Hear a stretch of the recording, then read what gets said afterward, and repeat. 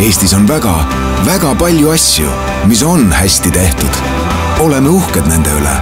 Oleme uhked Eesti üle.